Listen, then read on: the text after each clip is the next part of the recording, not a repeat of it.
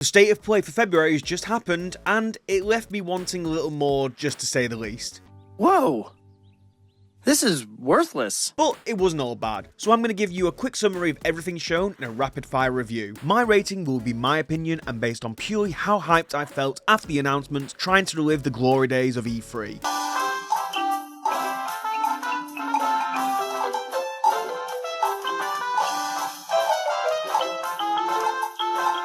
So, if I don't like something you're very excited for, it does not mean it's bad at all, except for one announcement. But, again, 100% my opinion. Also, if you can drop this video a like and or subscribe, if you like the content, it would be very much appreciated and cool of you. Now, let's get into the rapid fire review. Starting off with a new trailer for Monster Hunter Wilds, showcasing the amazing gameplay and those adorable cute cats.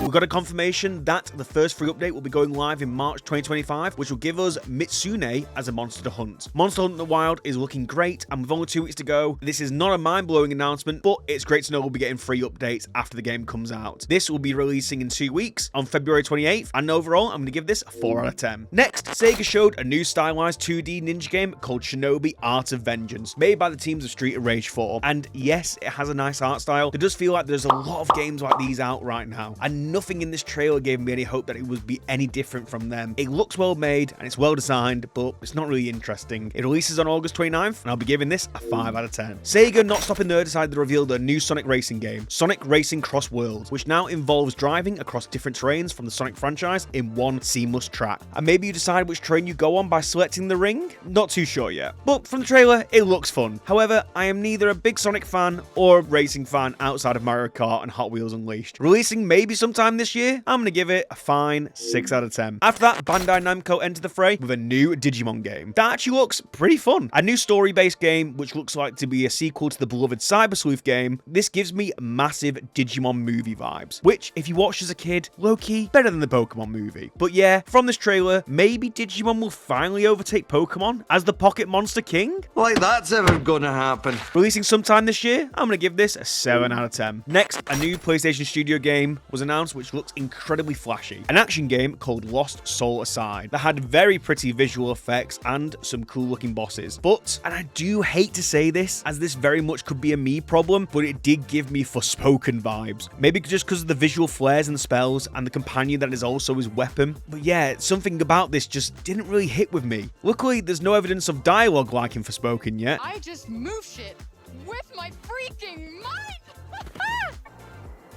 What the hell is that? This will be releasing on May 30th this year, and I'll be scoring it a cautious 6 out of 10. A few quickfire announcements after that. We got news of a new demo for Like a Dragon Pirate Yakuza in Hawaii. That is available for download as of today for free. I'm very excited for this game. It's pre-ordered, but like Monster Hunter Wilds, it's right around the corner, so there's not too much hype or something that we haven't seen before. It's free, so I can't complain for the people who may want to check this out before the game releases. A solid 5 out of 10. Next, a new DLC for Dave the Diver, which shows Ichiban taking a holiday to the Blue Hole and meeting the colourful cast at Bancho's Sushi Bar. Introducing some side-scrolling beat-em-up style missions, this looks like a great addition to the already phenomenal game that is Dave the Diver, which everyone obviously loves. No, I'm not biased. It releases sometime in April, 9 out of 10. Then, the spiritual successor to the Halo of old, Splitgate 2 got an alpha release date, and I hope this one sticks, as I genuinely loved playing the OG Splitgate, gameplay-wise, but the content offerings, apart from the fun game modes, was lacking to say the least. So, hopefully this launch with some fun modes and a great monetization model that has some cool stuff to earn. It'll be releasing on February 27th in 2 weeks in alpha, and for that, I'll score it a 6 out of 10. Finally, out of the quickfires, we get WWE 2K25 The Island, where you can customize your own wrestler and walk around an open area where you can watch other people wrestle. And yeah, I know my wrestling friends may really like this, but it seems like a Poundland Street Fighter 6 battle hub. The game releases on March 14th this year, and for me, it's just a 4 out of 10. Sorry, I don't like wrestling that much anymore. After that, a guy who left a USB stick of porn at medieval times. But why? Why would you do that? Why would you do any of that? Announces Borderlands 4 is coming out September 23rd. And yeah, that sure was a trailer of all time.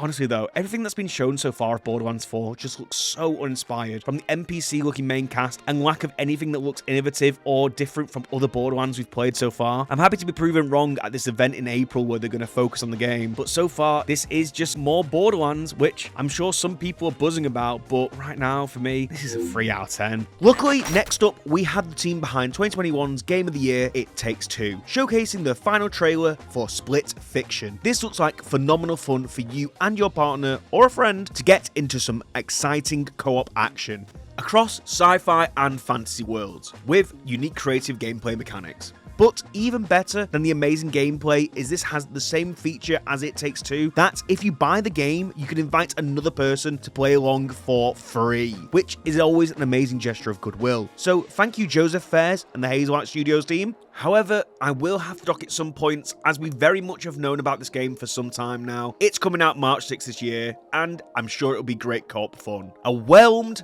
5 out of 10. Then, Supermassive is back again on its new horror choose your own adventure, which this one is basically The Thing, but in space. Which is a fine concept, but Jesus, stop showing the entire game in a single trailer. I know it's choose your own adventure, but come on. I want to have some surprises for my actions in game. Hopefully this is a lot better than the last few dark pictures and recaptures the magic from the original Until Dawn. We'll know soon enough when this releases on October 2nd this year, when Directive 8020, God that's a dumb name, releases. 5 out of 10. Continuing on the horror train, Steel Wool Studios were next, announcing FNAF Secret of the Mimic. Listen, I adore the FNAF lore videos from MatPat and enjoyed playing the new 16-bit FNAF Into the Pit game that was released last year, but with Poppy's Playtime, My Friendly Neighborhood, and the gazillion other FNAF knockoff games that I've released, the appeal of, oh no, it's a cute thing, but now it's a monster, it's really starting to wear thin, and I think we need a new horror gimmick. Another 5 out of 10. Capping off the horror showcase though, we had the phenomenal looking The Midnight Walk, which in my opinion looked the best out of all the horror games showcased. It is a stop motion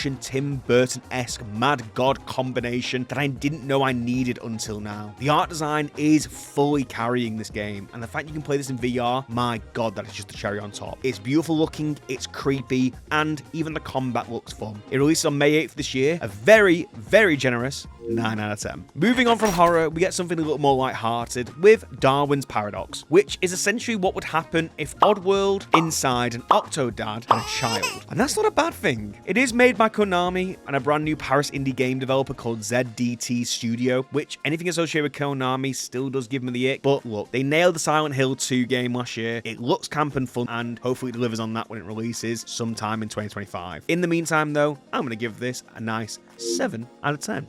Next, another new roguelike Vampire Survivors type game, this time from Dynasty Warriors guys, which seems like a perfect fit for them, and if you want to try it out, it is available right now on the PlayStation Store. Not much to say though, I'm not a huge Warriors fan, and there are a million Vampire Survivor clones already. This, again, another 3 out of 10. We then get back-to-back Onimusha announcements with a re-release of the second game, and a new gameplay trailer for Onimusha Way the Sword. Now, these do look incredibly fun, but is anyone else starting to get the samurai action game fatigue? In this state of play alone, we've already had 3 ninja/samurai related games, and that's not including the recently released Ninja Gaiden 2 Black, Rise of the Ronin, Like a Dragon Inshin, and the upcoming games Phantom Blade Zero, Assassin's Creed Shadow, Ghost of Yotai, Ninja Gaiden 4, etc, etc. It's the bloody bus problem, waiting for these types of games for years, and then 10 of them all of a sudden turn up at once. I'm sure all of these future releases will be great, not you Assassin's Creed Shadows, but the samurai action fatigue is starting to show. Back to the scoring, this new Onimusha game looks like a lot of fun. The main character seems like he's going to be a charming guy to play, and the combat already looks interesting. The fact you can lift up tables, chuck people into lamp, and put blankets over the head so they can't see. It looks fun. I'm sure the old fans who played Onimusha 2 as well will be happy that the game is getting re-released, and yeah, there's not much more to say. Onimusha 2 comes out on May 23rd, and Onimusha Way of the Sword will release sometime in 2026. Overall, the Onimusha reveals, they get about 6 out of 10. Nothing really new to show, but I'm sure a lot of people are excited for it. After that, we got a trailer for Metal Gear Solid Delta, which was already leaked prior to the state of play, so we'll move on quickly from this. Thanks again, random PS Store person. I am excited, but we already knew the release date is a 4 out of 10. I love that we know when it's out, but it's not a surprise. Anyway, moving on. Hell is Us. This is a very intriguing trailer, with plenty of visually interesting enemies, especially this quadruple double chin guy who seems to be the mastermind behind it all. He gives me massive Control and Alan Wake vibes. I don't know what's really going on, but the vibe and atmosphere is right up my street. And along with a new release date of September 4th this year, this to me looks like one of the better games of the year, and I definitely think you should be keeping this on your radar. A very nice 9 out of 10. Next, one of my favorite announcements of the State of Play, we're getting Lies of P DLC, and this seems to be set in a new snowy part of Krat City, with some phenomenal looking new bosses, new items to use out. This looks like it's going to be just more Lies of P, which, to be honest with you, I love that game so much. I am just happy to see this, and maybe we even get some more hints towards that Lies of P2 Wizard of Oz sequel. Very excited for this one. It's probably one of my favorite Souls-like that isn't a Souls game, and it's coming out in summer 2025. This gets my first 10 out of 10 from this State of Play. Was that good? I'm actually going to be looking at replaying it again to get the rest of the trophies. Now, this next one is a little strange. So this game looks like it was cooked up from a Jaden Smith tweet, basically saying, what if guns, but they create instead of destroy? You didn't have to cut me off. This one's about shooting abstract bubbles into objects. I am not nearly enough cultured or pretentious to unbox this story, but it looks bizarre for all the right reasons, and that's enough for me. I mean, who doesn't want to slap a pixelated clown with a wad of cash? The name of this game is Dreams of Another and is set to release sometime this year. 7 out of 10. Then, Days Gone Remaster. Oh my god, who the hell cares? 1 out of 10. Sorry, I know some people genuinely love this game, but it's just another unnecessary remaster from Sony. I don't think it's as egregious as Horizon Zero Dawn, but oh my god, Sony. Bloodborne, Killzone, Resistance, Infamous. Hell, I'd rather have a fucking Fat Princess remake at this point. I'm sick of getting the PS4 end-of-life games as full remasters. I mean, genuinely, look at the difference between these games. There is nothing. Pack it in, Sony. I'm actually, you know what? I'm so mad right now. It's no longer a 1 out of 10. Minus 2 out of 10. I need something to cheer me up.